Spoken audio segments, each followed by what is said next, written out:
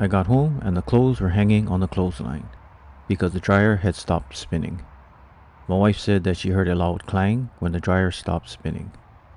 It is a Maytag gas dryer, model number MGD4500MW1. The drum spun freely with no noise, so I guess it was just a broken drum belt. I unplugged the unit and got to work.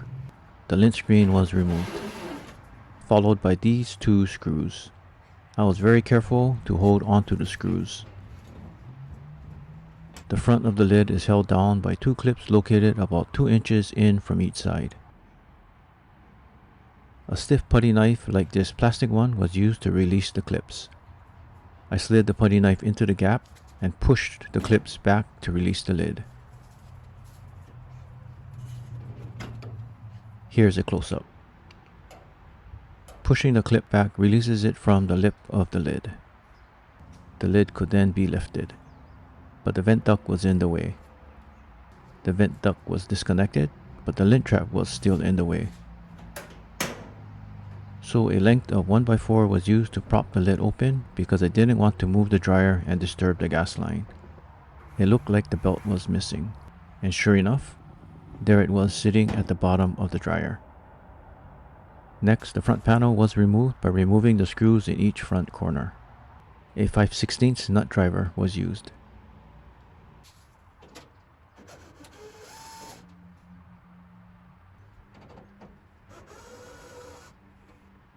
The door switch was disconnected by lifting the tab and pulling apart the connector.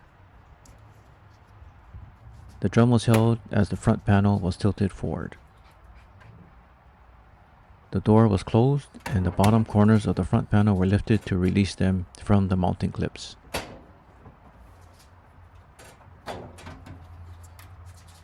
Here's a close-up of a bottom mounting clip. And here is the broken drum belt.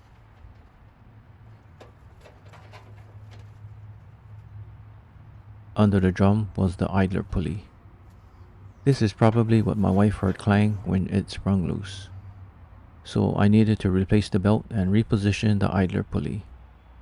That would happen the next day. I used a scrap 2x6 to hold up the front of the drum, repositioned the front panel, closed the lid, inserted the lint screen, taped up the front panel, and placed a bench in front to keep our mischievous puppy and dogs out of the dryer. I ordered the replacement belt and picked it up the next morning. Here's the belt, and a second one as a spare. I opened up the dryer and got back to work. The belt was placed around the drum.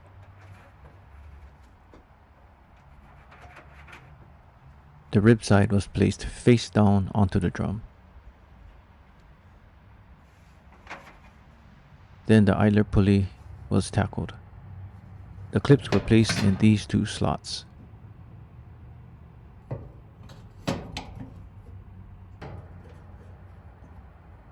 Next, the belt was looped counterclockwise around the idler pulley. The pulley pushed to the right, and the belt looped clockwise around the motor spindle, all without bumping the camera. The belt formed an S around the idler pulley and motor spindle.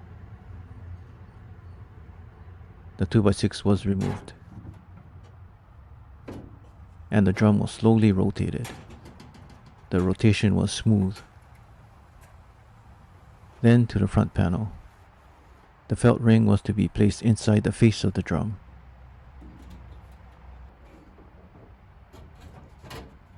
The hardest part of the job was aligning the slots with the bottom mounting clips.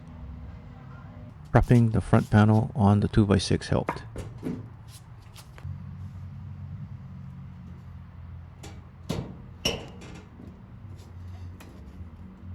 The left side was more difficult because I couldn't see the clip and slot. I couldn't push back the washer and didn't want to pull out the dryer because of the gas hookup. I eventually got it clipped on. The front panel was resecured with the screws in each corner.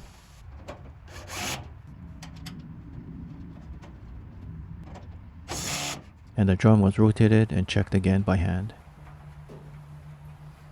The door switch was reconnected.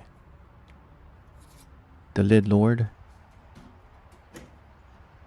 and the front corners pressed down to engage the clips. The 2 screws at the lint screen duct were carefully screwed back in.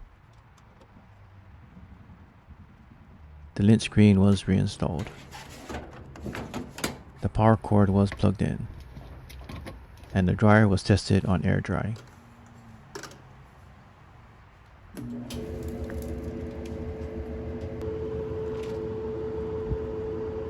The door was opened to verify that the drum had been spinning. Before reconnecting the vent duct, I decided to clean it with my dryer vent cleaning kit.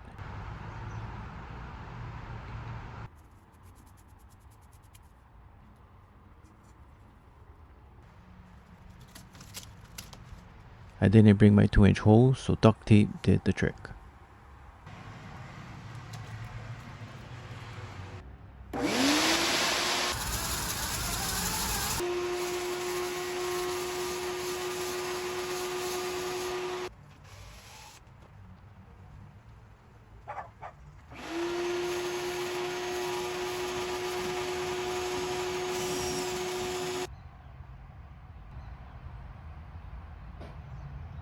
The duct was reconnected to the lint trap, and the dryer was back in service.